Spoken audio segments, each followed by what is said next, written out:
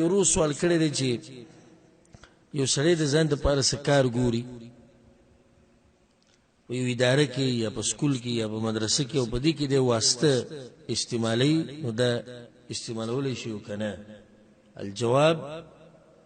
واسطه استعمالول د دې دوه حالات دي. یو دا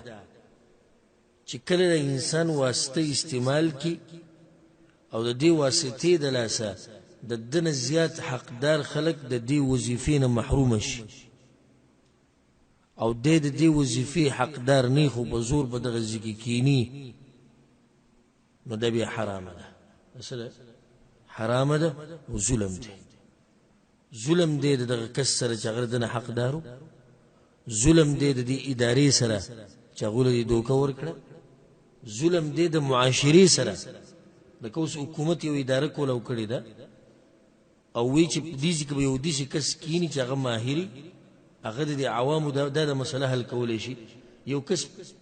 واسطه استعمال کړه او په دې ځمانه یو دې کس راوستو چې هغه په دې کار نه پوهیږي د معاشري سره ظلم وکړو نه کو معاشري سره ظلم دی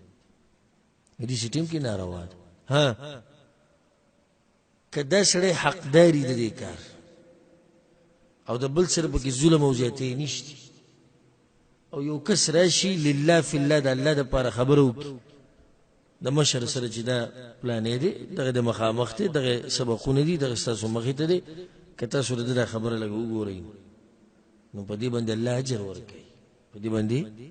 الله اجر ورکړي. اگر کې دې مسله کې تفصیل شته شفاعت په دې مسله کې خو دغه باندې به اکتفا وکړو ان شاء الله دې سره خبره واضحه والله اعلم.